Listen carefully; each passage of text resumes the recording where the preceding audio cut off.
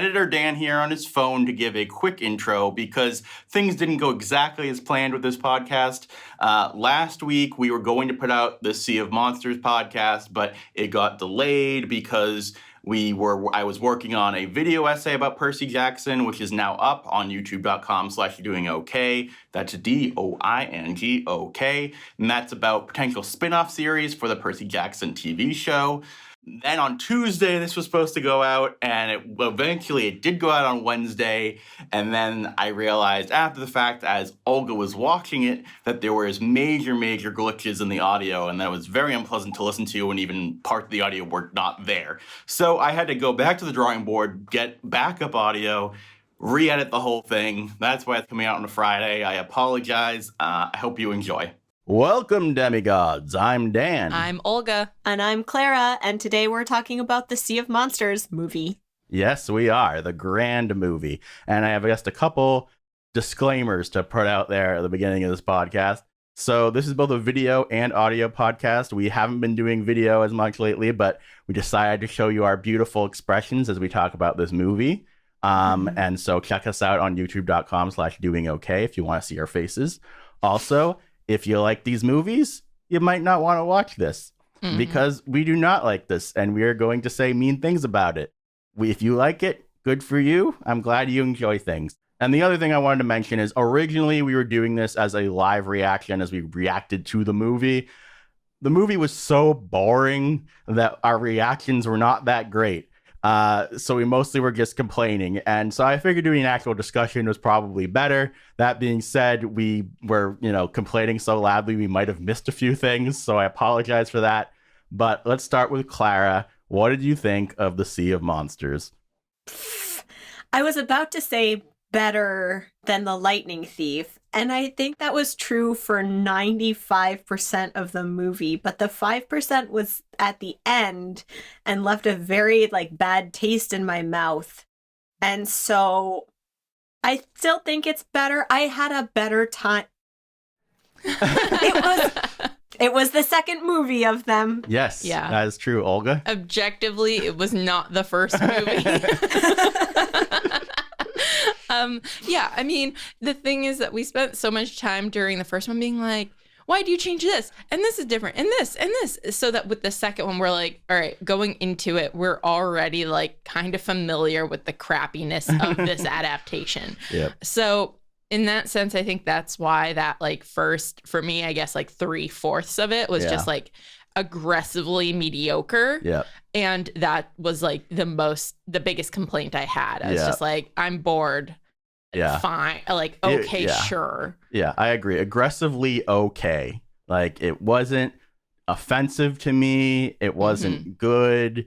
It wasn't bad. There were moments I liked. Yeah. And then there were moments that were just really eye-rolly. And I definitely agree the end, it goes completely off the rails. But my major issue with the movie goes down to two things. The acting, mostly of Logan Lerman, honestly, and the tone. I just think to me, those are the biggest issues. To me, Logan Lerman is not playing Percy Jackson. He is playing White Boy the hero. He is the most bland, vanilla, I am a hero character I've ever seen. And if I hadn't read these books, I'd be like, oh, someone just took the most boilerplate hero possible, and he has no energy, nothing. Hardly any personality. Yeah. Clara, what do you think about the acting of the various people? Yeah, I would agree. The problem is that it is aggressively mediocre. Yeah. If it were worse, I think about some of the line delivery in the third Star Wars movie. Yeah. Where, and again, that's not the actors, right? Those are some fantastic, Natalie Portman is not a bad actress, but something happened there. Yeah. That is fun to watch. Yeah. Because you're just you have a reaction to it. This was just I don't care about you and your whining. Well, I was going to say, so it's a weird thing to say, but Annabeth's acting was better in this movie, and that made it less enjoyable to watch because she was just passable the whole movie. Whereas last movie, she was so atrociously not Annabeth that in some ways it was enjoyable to be angry at it. Whereas this time, I do think that they are like, okay, let's tone her down a little bit. Let's maybe have a better director directing her. And so she became like Percy, which is just very flat. Yeah. I think that if Annabeth wasn't in this movie, nothing would actually be different. I agree with you.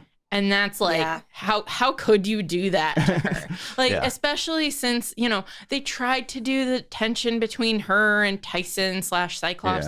And it just like felt so flat that I was like, that was the thing that you were trying to do for this character and inject her with some drama. And it just doesn't work. Well, and the thing is, you could have easily replaced that with Grover, because Grover was also there with the Thalia thing. So like, you really didn't need Annabeth, and her and Percy's chemistry is non-existent in my opinion. Yeah, and why weren't they pushing that at all? I have no idea. What the heck? Yeah, they made, and also, I just don't understand why they made her hair blonde now. Because people complained. Yeah, but I think it's just because she would have looked too much like Clarice. I think that's the only reason they did it. You know, like, and a lot of those choices just felt, again, sort of, it's aggressive. I don't know what it, and like they brought Mr. D, and he was the greatest part of the movie. Mr. D was good. Fantastic. Yeah. He was great. If he had been the movie, it would have been a fantastic movie. But like, they were like trying to fit. I don't know whether it's the last movie just ruined this one, because maybe this one could have been fine if they hadn't had to deal with all of that. I definitely think that they were like, okay, let's bring in Clarice. We didn't set her up last time. Let's make Annabeth blonde. Let's try to course correct some things that annoyed the fans. But at the end of the day, I mentioned the tone being a problem, and I think that it really comes down to that, like, not having them be kids in these first few books is a huge problem to me, because these books really are. These first few, especially, are kids' books. There's not enough meat there for them to be adults, because, like, you need them to be kids so that it feels fun and adventurous, as opposed to just like, we're going here, now we're going here, blah, blah, blah, blah, blah. Like, you know, if they were youthful and fun and cute, I would be enjoying watching them. But the acting is so bland, I don't care about the characters, and therefore I don't care about anything. So the other factor is, like, you know, for all of our criticism from Lightning Thief, at least that, like, you know, fun part was their take on the Lotus Hotel. And there was and we're like, oh, this is like fun and like a version of this that works visually for what they're going for. There was no equivalent. Maybe the Hermes part. I didn't mind think that Hermes. was that.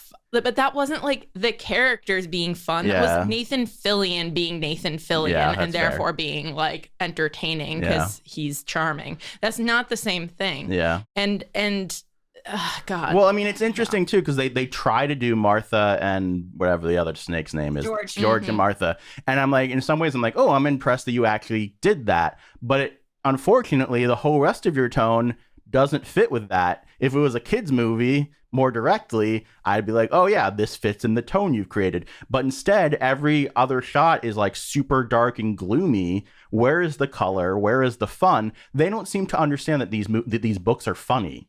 Like, they have characters make some jokes, but the situations they're in are not funny. No. Like, can I say what my biggest problem in the whole movie was? They made the Oracle's eyes blue. And I know that sound like that's so minor, but I couldn't get over it the entire time, because they read these books. And in this one, you know, they did read these books. Like, the last one was like, okay, this is some other thing. It's not Percy Jackson. This one, they read the books, and they knew that the Oracle's eyes were supposed to be green. And they made them blue. That was a choice. And I don't know who along the line decided to make them green, but someone did that. Yep. And My favorite bizarre choice is that Luke has teleporters. Oh, yeah. That are literally never explained in any fashion. Yeah. What? my like what the hell choice was going back to Hermes, where he gives them matter erasing tape. Yeah, that was just there so that for when they inevitably get captured, they can then not be captured anymore. Yeah, I don't know. I there were some things I liked. I think the Caucus Bowl battle was actually their best action sequence, and it was the closest to me being like, oh, if all of them were like this, I would enjoy this. Yeah. Like I thought it was well done. I thought the CGI worked because it was a robot. Mm-hmm. And I thought Percy was actually enjoyable, and it was the first time the camp felt like pretty okay. Yeah, I like the Colosseum edition. Yeah, like that felt smart. I agree about Dionysus. I also liked Hermes. I also liked some of the stuff with like what are the seahorsey things called? Hippocampi. I like the hippocampi. But there was just the one this time. I also like the yacht fight was pretty okay. I still wish it was a cruise ship, but yeah. Too complicated. Yeah. I don't know. What else was like okay well, about let's talk about Tyson. Tyson was okay. Yeah. I mean, here's the thing. I actually think the script for this movie, aside from the very end, is fine. It's like a 6, maybe a 7, maybe a 6. Let's say it was 6. Like the script, like they did try to give Annabeth an arc. They tried to give Tyson an arc, and they tried to give Percy an arc. In the books, only really Percy has an arc. So like I give them credit for that. I also feel like, I don't know, Clarice was fine. I don't know. They tried. Yeah. Ish. They tried enough for me to be like, I'm not angry at this usually. Yeah. They tried hard enough that why did they make the Oracle's eyes glow? Like, but that's what it completely comes down to for me is like, but you did that. Yeah. Why did you have to? And that was also the same sequence where you were really upset about the stained glass. Mm-hmm. Yeah, because stained glass is like Christian iconography. And they made a whole sequence about stained glass. With Kronos. And was it just so that Kronos could like shatter into pieces and then come back? But it's like you could do that with something that's not like a cathedral window. I get it. I also think they totally neutered Polyphemus. Like, oh my God. He's an actual villain with actual like some depth in there. Yeah. And he just was like a big ugly CGI man. And speaking of big ugly CGI men, let's talk about the ending here and Kronos. I mean, I just don't understand what on earth they were planning for the other movies. Because obviously this ends with Thalia, so it's like, yeah, the prophecy isn't over. We're going to do more stuff. Also, the fact that they call out the prophecies now when you're going to be 20 and not 16, because they were like, oh, he's already at least 16. Yeah. So, if not older. So it's But I just don't understand. He's already beaten Kronos. Luke got eaten, and I know he survived, but why would Luke ever help Kronos ever again? And Kronos was just an ugly mush-mash of nothing. He was a glowing rock man. He's supposed to be intelligent. And also, why would you not just make Luke Kronos? If you're going to jump way ahead and make Kronos rise, just make Luke Kronos. And you know why they didn't do that? Because they already had the major fight with Luke last movie. Mm-hmm. Yeah. And now they've had the major fight with Kronos. So why, like, what were they thinking? I don't understand. I don't understand. I mean, either. maybe they weren't going to make Kronos the big bad. Maybe they were going to make Atlas the big bad. But the prophecy involves the cursed blade, which now apparently Poseidon defeated Kronos. And like, why did they put the fleece into the prophecy? What are these choices? It's just because these are deliberate. It's not like they missed something. Yeah. It's not a plot hole. It was deliberate choices. That's why it bothered me. So they thought that this would be better than the source material. It's hubris. That's why I'm mad. Fatal flaw. That's why they cut out the fatal flaw part. They knew. They saw themselves in that. Also, what the heck was the point of making Circe land? Like, why? Because Polyphemus's island in the sheep is just not like, I mean, let's make it fun. You didn't have to have sheep. He's still supposed to live in a bright green place because that's the point of the Golden Fleece. Otherwise, why does he just have a golden fleece in his cave? I don't understand. So that satyrs would come and he can eat them. I do like how they handled Grover in this movie. The fact that like he got taken midway so we could get more Grover and he's actually a good actor. Yeah. And also I think the way they handled the dress thing was actually pretty solid. Yeah. More solid than I expected for sure. Yeah.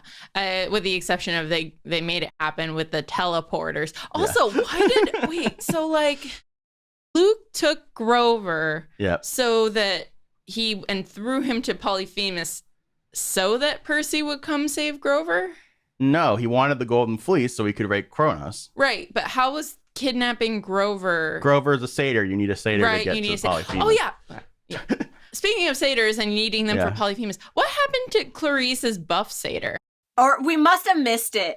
He must have gotten killed in Scylla Charybdis, and we were just so mad at that. That's the only thing I can imagine. But like that was a cool visual part, at least. Yeah. Again, that was in the like you're trying something, and like, man, what if like I honestly like the Clarice actress better than I liked Alexander Daddario in this thing. Mm-hmm. In Lightning Thief, they combined Clarice and Annabeth. Why not just keep that characterization for the second one instead of making Annabeth just this like nothing, moony-eyed, slightly aggressive person who's just staring at a branch for like most of her story. I mean, and Clarice's arc gets sort of like destroyed. Yeah, I agree. It's a lot more empty. You don't need her either. Honestly, you could have gotten rid of both of them and the movie would have mostly been the same. Yeah, it could have just been about Tyson and Percy on a journey. Yeah. And the other thing is, I think that cutting out the beginning of the book really hurt the Tyson stuff because Tyson like loving Percy and being like, you're my brother, felt way more hollow in this because it just kind of comes out of nowhere, as opposed to in the book where Percy actually is good to Tyson at the beginning. Yeah, he's like friends, albeit sometimes like reluctantly friends with Tyson. So then him being like his brother like is meaningful. And it's just weird because like I understand he's supposed to be like this big optimist, naive person, but also he isn't naive in this thing because they give him an arc of like everybody hates me. So why does he assume Percy likes him? It doesn't make sense to me. I will say with this movie, I can understand watching this movie and liking it as a kid, especially. And especially if you hadn't read the books beforehand. I can understand this as an entry point into the Percy Jackson verse. For all my problems with it, because it wouldn't bother you if the Oracle had blue eyes, right? Like, this is there are fun things to be had. Pieces of this. We didn't even mention the Grey Sisters, which I thought was actually a pretty good segment. Yeah. Oh, yeah. Yeah, that was like some good comedy. That was like a good enough way of having them travel and cut through it. And you had comedic actresses like playing that part. Yeah, I think honestly, I like that sequence better in the movie than the book. Mm-hmm. But yeah, I thought that was all. The other thing I wrote down here was lacks internal consistency. Sometimes Percy's powers work in the Sea of Monsters and sometimes they don't. Sometimes humans can see magic and sometimes they can't. Yeah. That bothered us quite a bit. You need mist in a bottle, but also the guy making lattes with a bunch of hands is invisible to the extra hands are invisible to regular people. So I'm like, so what are the it's very strange. That I get. Like, that's a difficulty with the adaptation and trying to fit in so much world building into a movie versus a book. It is those decisions they make, like changing the prophecy or whatever. That's like, what? Yeah. I feel like they looked at Sea of Monsters as a book and were like, this isn't interesting enough. Let's bring in stuff from the other books, even if it destroys the other books. Oh, God. Yeah. So weird. I don't know. I will say, like, it made me worried about the TV show. It made me go, is this just not easily adaptable? Because it wasn't terrible. It was just fine. And I'm like, do I want to watch 10 episodes of something similar to this? Or is the kid thing really going to make a difference? I think Rick Riordan being really involved is going to make a difference. I think he knows what he is doing, and he is not going to let this be another version of these movies. So I'm just sort of like, okay, Rick, it's in your hands. Yeah, I hope so. Yeah. He knows what his material is, and if there's just like not as much studio interference, if maybe they realize that too many voices is not a good thing, then I think that it might be believably better. Like, I still don't think they need to be 12 in the Lightning Thief to make it work, but having them be like young adults is not yeah, I mean, if they're 14, I'm not a huge issue, but I don't want them to look like they're 20-year-olds. Yeah, absolutely. One last thing that we didn't mention about these movies is there like weird comedy politics of like making Tyson being like, oh, he's like visual. What was the joke where he's like optically all the PC jokes. All the PC jokes. That's the word I'm trying to say. Like with the Confederate zombies and like all of that. I was just like, this seems like a joke that adults. These are the jokes that you think that the adult taking their kid to the movie will find funny, and they just like don't really age well with the movie. Especially because there were 3 of them. I agree. I mean, the fact that they said the PC stuff 3 times, and they did it in the first movie too. It was supposed like they made it into like, oh, we're making a callback to the first movie, but now we're doing it 3 times. Yeah, it was weird, and not actually building upon it at all, and or like improving or even like mocking the fact that we're making this joke. You're just kind of being like very straight with it. It was a sign of the times. Yeah. I don't know. This movie exists. It does, and it will continue to exist somehow, some way. All right. That being said, I don't want to spend any more time on this, so we're gonna go record about The Lost Hero. We'll see you guys next week. Bye.